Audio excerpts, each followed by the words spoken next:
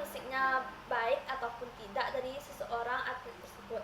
Yang kedua yaitu ada pengertian prestasi puncak, yaitu prestasi puncak ini yaitu hasil yang terbaik yang dicapai seseorang atau sekelompok orang yang telah berlatih secara terprogram ataupun kontinu. Faktor-faktor yang mempengaruhinya yaitu yang pertama ada kondisi fisik.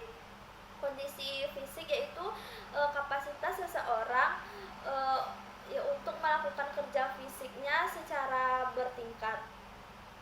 Yang kedua yaitu ada teknik. Teknik ini yaitu sangatlah penting, seperti dapat kita contohkan dari cabang olahraga sepak bola.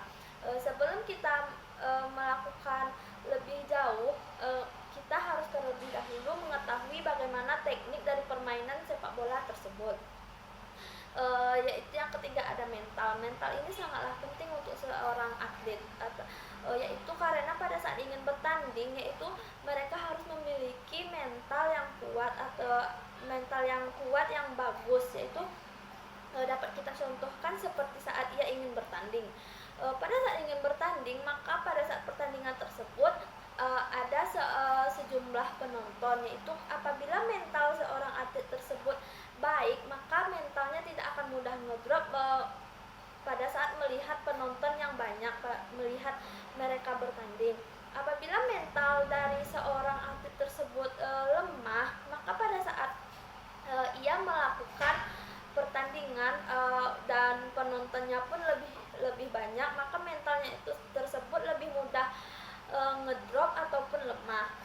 Yang terakhir ada taktik, yaitu taktik ini sangatlah penting untuk apalagi untuk cabang olahraga yang beregu, yaitu mereka harus menyusun taktik serangan mereka, yaitu untuk mengecoh lawannya tersebut pada saat dalam pertandingan. Itu pengertian daya tahan. Daya tahan ini yaitu dimana kemampuan diri seseorang untuk melakukan gerakan seluruh tubuhnya dalam waktu yang lama dan tempo yang sedang maupun cepat tanpa mengalami rasa kelelahan.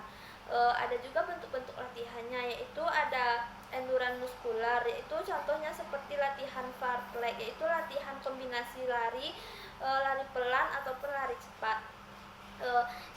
Yang kedua ada itu endurance cardio, yaitu latihannya seperti jogging, berenang ataupun berjalan. Metode latihannya itu ada yang pertama metode durasi, yaitu metode durasi ini dibagi lagi menjadi 3 bagian, yaitu yang pertama metode kontinu. Metode kontinu ini yaitu latihan yang berdurasi antara 30 menit yang dilakukan secara terus-menerus tanpa henti. Yang kedua ada metode alternatif, yaitu latihan ini biasanya menggunakan variasi jarak, yaitu misalkan seperti lari 500 meter dengan intensitas yang sedang, lalu berikutnya akan melakukan lari 300 meter dengan intensitas yang tinggi.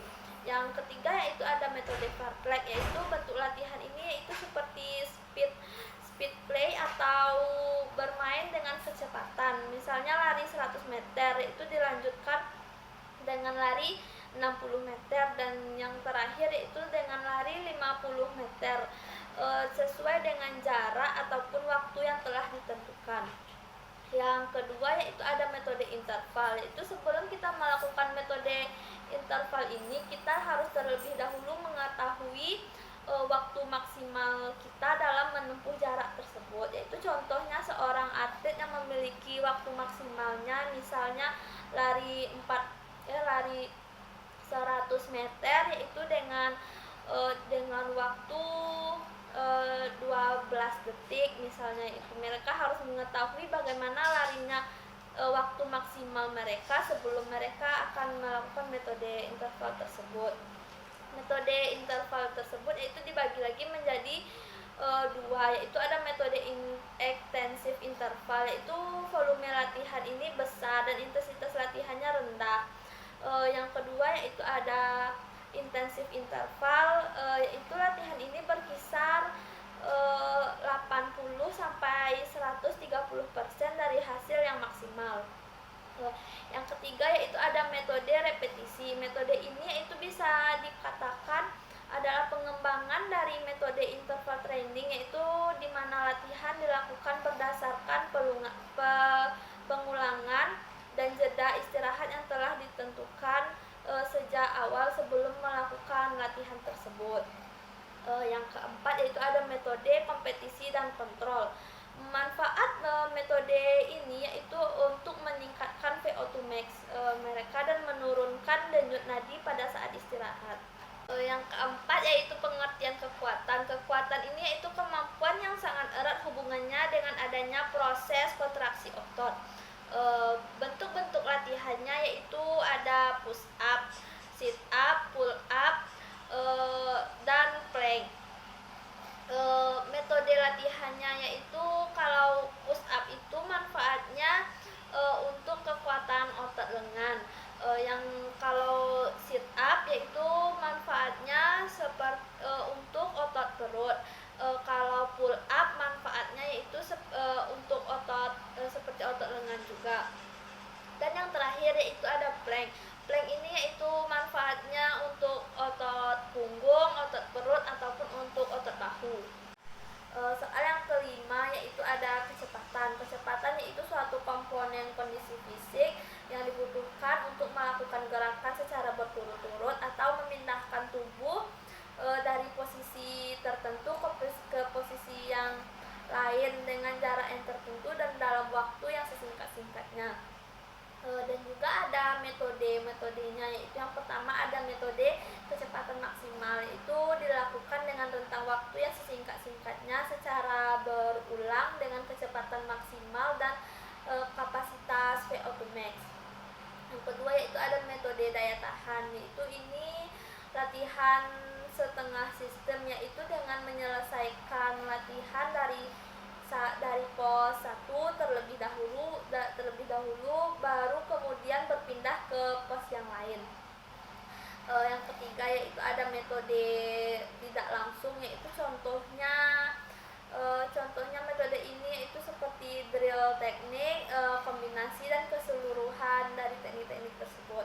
Yang keempat yaitu ada metode langsung, yaitu ada latihan teknik dan latihan koordinasi dan latihan lari mengembangkan kecepatan tersebut.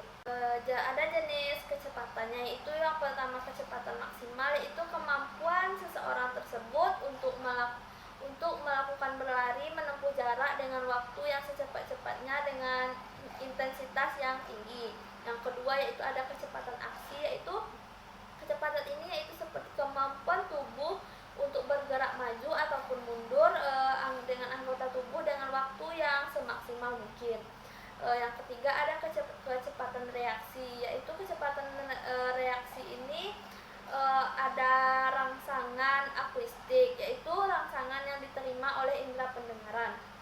Ini bisa kita contohkan seperti pada saat lari 100 meter estafet, yaitu pada saat kita menerima tongkat dari pelari yang sebelum kita, yaitu kita tidak boleh menoleh ke belakang. Maka dengan itu kita menggunakan metode seperti dengan menggunakan indera pendengaran, itu seperti dia akan memanggil kita dengan tanpa kita menoleh ke arah belakang.